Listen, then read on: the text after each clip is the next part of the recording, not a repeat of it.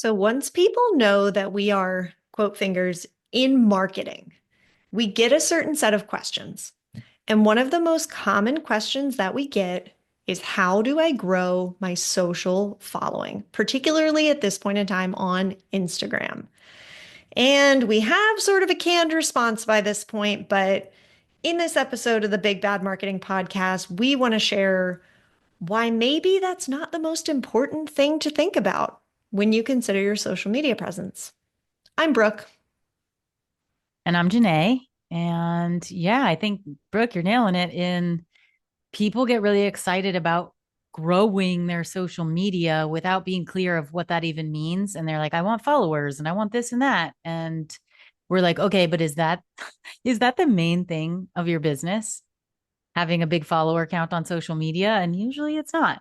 So let's talk about what it means to grow your social media following or your social media in general, the benefits of that, and ways to effectively improve your marketing instead of just chasing shiny numbers and objects.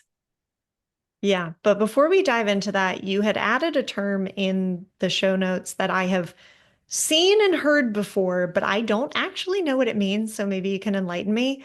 What is a thirst trap? Oh, okay. People who need to be on social media is you. You need to get on there and just like No, post I'm so on content. occasion. It's funny to be a marketer and be like, I do not use social media. While I totally respect and I understand where you come from, I'm always like, oh, but we got to be hip with the lingo and all the things going on in there. Okay. Thirst trap is like, let's put it in a romantic relationship context, which is maybe even too far. It's like posting pictures of yourself. It doesn't have to do with social media. It's like posting pictures of yourself wearing like skimpy clothes, not because you want people to like actually pursue you, but because you like the idea of them getting excited and sending you messages and whatever. Like you're making people thirsty. You're pulling them in. So is this like another term for attention-seeking behavior? Yeah, totally. People of my generation and older might just understand this as people who are desperate for attention. Yes, yes, that's what it is. And Okay. also, do you think which generation do you think I'm from that we're not from the same generation? I An just old use the soul. thing that they push us into, which is social media. Yeah. Okay. I All just right. So I we're allow for it. putting this whole thing in the sort of thirst trap category of like I see big follower numbers and it makes me feel good, right? That's it. You see yeah. Okay, so let's talk what are metrics on social media? Because this is the core of what we're talking about is And we're talking social. specifically about like vanity metrics, right? Sure, but in general, that's what I was going to say is like Yeah. let's paint a picture here, which is your business, you're a business owner, you or your team or whatever, start posting things on your social media. Social media gives you information about how well received the content that you share is. So those are called metrics. Basically, the same thing applies to a website. It's like the how many people are seeing your page, how long did they stay on your page, right? But on social media, there's a few specific metrics that we look at. So it's like engagement, which is broken into like did people engage with your post? Did they like it? Did they follow you? Did they share it to someone else? Did they comment on your post? And then there's also followers, right? That's a pretty obvious one. Or it's like, did someone start following you because of these posts or in general? Basically, they're different ways of determining the success, so to speak. I'm going to give a caveat here, which is like correlational success is the way I see it. They're like, oh, if I'm having a lot of people view this or like it just shows up in their feed, I must be successful.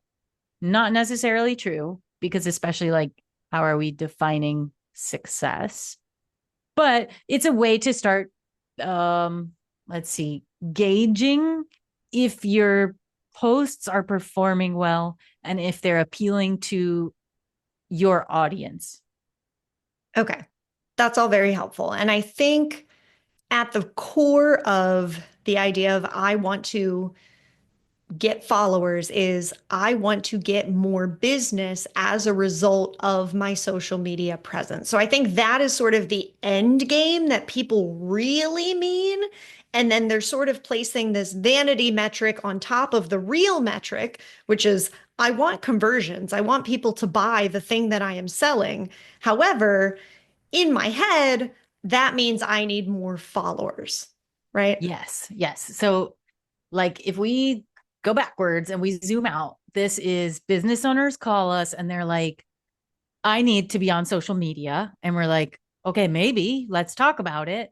And they're like, well, it's because I need more money. I need my business to make more money. And that's where the thirst trap vibe comes in. Like they're desperate to make more money, which is, it doesn't even have to come from desperation. That's just good business. You want your business to grow and make money. And then, exactly as you're putting it, Brooke, like people have begun to associate social media, like as a blanket, as doing marketing, which go back and listen to like every episode we've ever made where we're like, hey, that is a way to market. It's not the only way, and it may not be the right way for your business. So lots to think about here. But okay, they get on social, and then social is like, telling you that the way you can measure whether or not you're successful in social media is by looking at the metrics and the numbers of how many followers do you have, how many views do you have, how many comments and likes. And I think we're coming in right now with like a hot take disruptor vibe, which is those are vanity metrics, air quotes. Like those are measures that, like, that's great. You can get some numbers and information, but how are you defining success in social media and or in marketing and or in growing your business on the whole? And do all of those things have a straight line? Like, are they tied together? Does it actually make sense for you to aim to get more followers on social media as a stepping stone towards making more money for your business, which is your end goal? Yeah. And I think some people get caught up in the idea of like brand building. And if I have more followers, that means I have better brand awareness. And Reach. yes, more reach. There are more potential people that are seeing my things. And while on the one hand, that can be true, I don't necessarily buy the let's invest a bunch of money and time into social media as a increasing brand awareness exercise. I don't know if you feel Yes. similarly. Yes, no, and I know you and I differ in, I see social as a nurture platform, and I think you tend to see it mostly as exposure and socializing. And I guess I see it as both, but I think even with those, our point still stands of like, it's not a conversion place at its heart and at its core. It's not a place to be like, hi, buy this thing. And while it has morphed and there are avenues to make it more conversion friendly, I see the angle of brand building as socializing, as nurturing people, as showing up authentically as your brand is and giving them a clear sense of who you are so they start to like you. And then when they want to buy the thing you sell, they're going to buy it from the people they like because people buy from people they like. So now you've shown them who you are and they like you, and now they're going to buy from you. Yeah. And I think that's a piece that we talk about a lot when it comes to social is just being authentic and bringing real value. And whether that value is education and information or whether that value is entertainment and just showing people a good time, like that's what social media is for. And Mm. so, yes, showing up in that way and being really authentic and funny and entertaining and real might help you grow these vanity metrics. It might help you grow your following. That, and in fact, that's the hope, right? Is that just by showing up in who you or your brand authentically is, that you will improve these things. But what we really want to say is that while you can track these vanity metrics and you can say, well, that reel got 1 million views. Ultimately, if that brought zero new people to your website and zero new people to your email list, then maybe it's not what you think it is. Does that make sense? Yeah, yeah. I think numbers can look really impressive but they don't actually do anything to move the needle or push your business forward. That's where we're coming from, is like, because again, I don't think you or I have the philosophy that you should use social media to raise the number of people visiting your website or buying from you. So I think we're of the opinion that it's a totally off base approach from the get go. However, I acknowledge that there are correlations between accounts that have large followings, lots of engagement, lots of likes and views and reach, and businesses that are successful. Yeah. But I correlation think, is not causation, the yeah. rest of that. Yeah, and I think what we're saying is the hopeful eventual outcome is more conversions for your business and more people actually coming to the things you own. But if you put that pressure on social media, you're probably going to be disappointed. So it's like, yes, show up, but don't have the expectation on it. I think that's our whole point with social is like you can invest in that as a channel, but don't expect a particular ROI. Don't say, well, I'm going to get 5 qualified leads if I post 10 times a month, because it's like you can't tie it together in that way. And I think Mm-hmm. for that reason, and once people realize that, they're like, oh, well, at least the following is growing. So that sort of justifies my investment, especially if you are working with an agency or someone who manages your social media. You probably put goals in place for that person, and those goals are probably vanity metrics because they can't be conversion metrics because that's not fair. Say more. Why is that not fair? Because you can't expect social media to convert, which I think is our whole point. So I do think a lot of businesses get caught up in measuring these vanity metrics and feeling like I have to show the follower growth. I have to show that more I'm getting more views on my reels. And in And they're confusing fact, that with marketing success and business success. yeah, Yes. yeah. Okay. Yes. And I think, one of the things that we've probably mentioned before is that just consistency will carry you until quality catches up. So Mm-hmm. if you say, I'm going to post on social media every day for the next 6 months, you should have more views and you should have more followers at the end of 6 months just by virtue of the fact that you're creating better content because you're looking at what works, you're learning, you're trying new things. So that 6 month content is going to look very different from that 1 month content. And that's wonderful. So, yes, over time, if you are actively on it, your social vanity metrics should improve. That's just, by Nature nature of of doing this doing a thing thing. more. Yeah. Jinx. Yeah, it's giving the Alex Hormozy quote of like, do it so consistently that it would be unreasonable not to succeed. Is that how it goes? Yeah, it is. I just Yeah. wrote it And down the other day, so I was yeah, looking you've through said it it. to me multiple times. I heard him say it recently. Yeah, I like, do so much volume, it would be unreasonable not to be successful. that's it. And I mean, I think you and I are seeing that in our own experience of like, and I guess my brain's pulling me also in. This has a lot to do with business North Star. And this has a lot to do with like being clear with a goal and a direction that you're going in, but maybe not being so attached to the results or the steps to get there, and just making a strategic plan and following those steps, and realizing that these, what we're calling vanity metrics, so the amount of followers you have, how many likes you get, whatever it is, like those are not the real thing. Those are just like cool bonuses maybe on the way to growing your business and reaching your North Stars Yeah, star. but we wouldn't be good, friends or marketing people if we didn't at least have a few things in our back pocket to be like, but if you want to do these things, here are some tactics that may help you accelerate, the way that you're headed. But before we dive into that, if you like these types of takes and if you like our approach to tips that will actually move the needle for your business and result in more conversions and not just vanity metrics, then be sure you sign up for our monthly newsletter where we will send you things that are entertaining, helpful, funny, and actually teach you about marketing your business in a smart way. and head to bigbadmarketing.com/newsletter. Pop in your name and email, and you will be on our list. Yeah, I think at the end of the day, like big bad marketing and our philosophy is about taking steps that align with your goals and will move you closer to your goals, which may, for better or worse, not necessarily include posting on social media every day.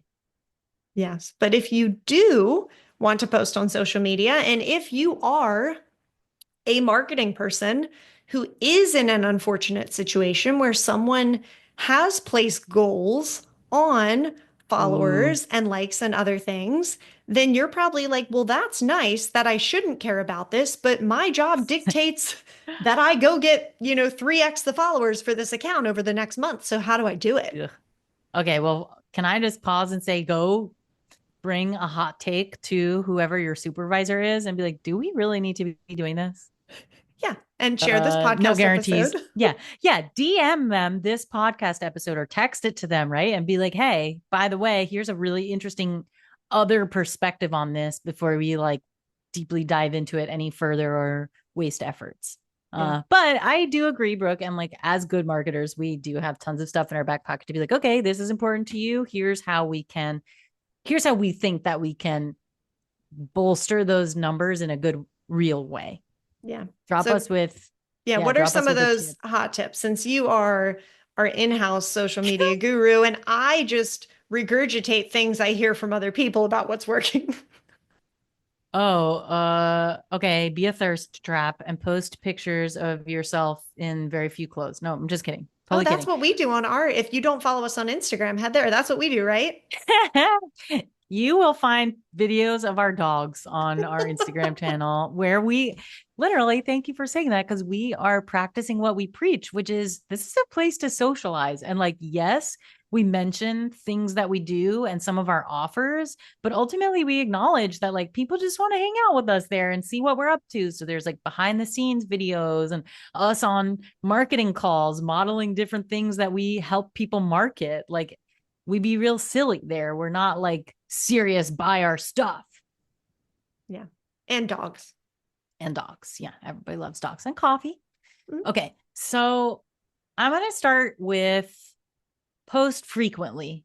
Post as much as you possibly can. I've heard it be said, post as much as humanly possible. Um, our dear, the real guru, Alex Hormozy, who we mentioned a few times. I think we got to link him in the show notes so people know what we're talking about. But they post like 400 to 500 posts per week. Him, his brand, his wife, Layla, like all of them are just post machines. And granted, they have a whole team of people like helping them create the content and get it out there live. The idea here is to infiltrate and like flood the algorithm with content. And I think people are worried of like, oh, I already said that. And I talked about this point last week. And last month we did that. And where we see this from is the wide variety of people who are going to see your content are only going to come into contact with it so few infrequent times that you should actually repeat yourself. Find different ways to say the same thing and get your points out there, but just do it a lot, do it a lot, do it a lot. Yeah. And I think it's important here for small business owners who are doing everything themselves to know that maybe your a lot is one time a week. And maybe that's the most that you can do right now. And that's great. Anything that you can do to sort of like increase the velocity of your posts is going to help increase the visibility of your accounts, which can help to then increase these vanity metrics. But that 400 to 500 number is the upper end of someone who Right. literally has an organization that is cranking content at every turn. So if you hear that and you're like, that's not going to happen, correct. That's not going Good. to happen for you. That's not going to happen for us unless we grow into, a multi tens of millions of dollar, hundreds of millions of dollar business. So do what you can, even if that means maybe you post 2 times a week instead of one. Anything you do to increase that velocity may have potential to help you increase these vanity metrics. While I also want to revisit the point, which is if it's sucking your resources to create this content, you've got to keep that in check. This is like a rapid fire list of ways that you can build those metrics. but I don't think it's the it's not us directly recommending this is what you need to do. This is just like, if that's important to your goals, fine. Here's how you can approach.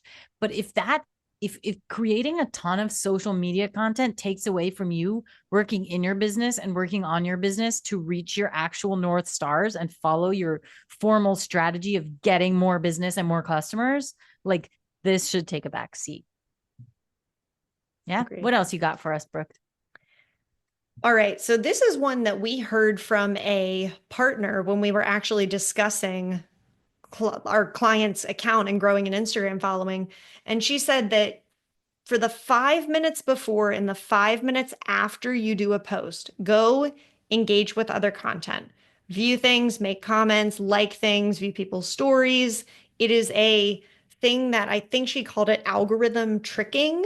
But allegedly, it can really help boost your visibility when you go take those few minutes before and after to be social. So that's something to try, and it's only going to take an extra 10 minutes, so it might be worth it. Yeah. And I can't speak for like the internals of the algorithm, but just from an engaging with your audience perspective, even if you didn't do it right when you're posting something, it tends to be viewed in the social world as a good idea to like engage with your audience, right? Like talk to them, be a real entity in their space, comment on their pictures, say like your POV on things, right? Share their stories, interaction. It's like you want to build a case for yourself, like actually show up and get out there and be a presence, right? If you're just like a ghost and the only thing you do is put stuff out and you're never interacting, like, how far can that get you? I Are don't you saying to think all that far. be social? That's what I'm saying. Okay, another one here, and this is a tried and true blanket statement, I think, for all marketing. And I think social media has allowed us like these cheat codes to tap in a way real business has never been able to do before, is using your competitors as an advantage. So what do I mean by this? Social media allows you to find all of the competitors in your space, right? Like imagine you're the pizza shop, right? Like literally you can just go look up other pizza shops. It's all public, right? So you can go find another pizza shop who's in your area who competes for your pizza business customers and see who follows them and comment on their pictures. You can even, instead of making this competitive, you can make it relationship Cooperative. building, cooperative. Yeah, you can make like a fun experience for everyone by being like, hey, we're also in the pizza biz, what's up, I love your techniques, right? Like comment on the pizza shop stuff. But also where I'm saying is this is like cheat codes is like people follow them. Those are also potential leads for you. They've shown interest in local pizza. So this is your opportunity to be like, hey, here's a bunch of people who like pizza who live in my area. And whatever way that applies to your business, your model, whatever, do the same thing. Go follow those people, go like those people, go engage with them, go comment on their posts. Like guerrilla go after the market of people who are indicating they like your thing and they're interested in it, even if it's not yours, even if it belongs to, quote unquote, belongs to your competitors. Yeah. And I think another way to leverage the expertise of others is stay on top of what's trending and what's going viral and literally copy a version of that for yourself. Like that's something that I've seen from other, are they influencers? People who teach you how to do the thing, the meta influencers of Instagram. They're like, I saw this was going viral, so I did my own version and it also went viral. Like, Oh, is it that yeah. I easy, got feels Janae? about that. I haven't What are had your that feels? experience. I have never had that experience. And I feel frustrated when I see those. Like nothing is more bane of my existence than the verging on multi-level marketing thing where they're like, I made 6 figures last month on Instagram alone. You can too. Read my comment for the instructions. And then it's some ridiculous long chat GPT caption that leads you to buy their playbook for $7.99 or whatever it is, right? And the video or the picture, the reel, it's like them in their kitchen putting dishes away. Like it had nothing connects to each other. And yeah, it's frustrating. I'm going off on a tangent here. I'm trying to stay with where we are, but I just feel frustrated by that icky stuff. And I'm like, you and I, Brooke, are like, how do we be authentic in doing this? Like, I don't think we stand behind like you should go game the systems, but these are real ways people are doing it. Yes. And these are not big bad marketing. Like we would tell you to do these things. All we are saying is these are things that appear to work and have worked for other people. So if you're super concerned about it, you may go try these. Disclaimer. Yeah. Yeah. We're not Yeah. medical professionals.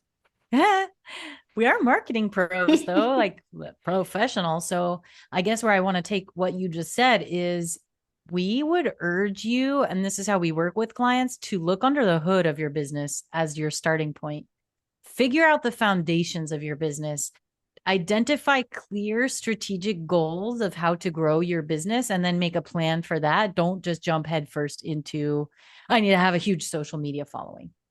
I know we've said that over and over and we just continue to say it because that's the truth, people. Build a sustainable business. Yeah. Anything All right, else, you got though, in our sort of quick hit list of do these things to grow your following? sure. So it's 2025. People like tiny videos that pack a lot of information into them. So you want to make short reels and videos and publish those, particularly on Instagram and TikTok. Like that's taking the world over by storm. In fact, at Agency Land, now this is like over a year ago, but a big conversation starter for us was that younger generations are using social media as the start of their research versus using Google or Bing or a search engine platform.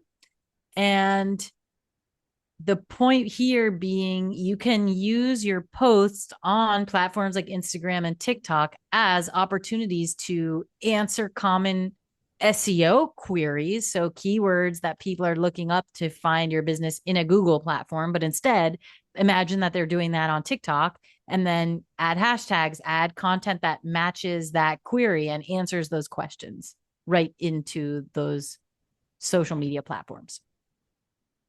Yeah. Then I think another one is encouraging people to do things. If you want somebody to comment, ask them to comment. If you want somebody to share it, ask them to share it. If you want them to like it, like with sort of the same concept that we talk about of tell people what to do next. Make sure you're doing that in your post. So if you do a reel and you want somebody to comment for, what's that many chat tool that will you're like Sure. comment hot tips and I'll send you this thing. I'll DM you this thing. Comment Is it thirst so trap obvious and I'll that I send you don't my do tips. this? Yeah, right? Only because you say it. Anything else? No, I think that we did a pretty good job of covering like here's what you could do if you needed to. Yeah. And then just sort of blanket social media tips from us.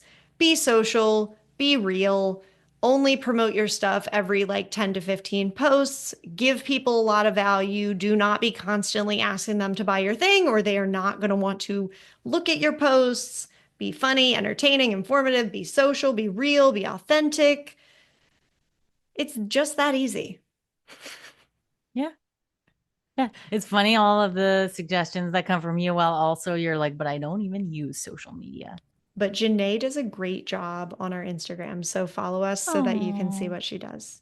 I did go Oh, to at Instagram to watch the dog reel, and I've watched it like 3 times. So I think you did a really lovely job. Aw, I put that my dog was the director of marketing actually is what it is. But and then I sent a video of my dogs unrelated to my friend, and the little dog sits on the big dog, and my friend goes, don't do that. He's the director of marketing.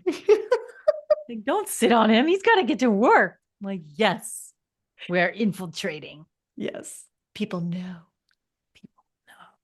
Yeah. All right, thanks for listening. Go ahead and follow this podcast, subscribe so that you never miss a big bad podcast episode. Yes. Thanks for listening. Bye. Bye.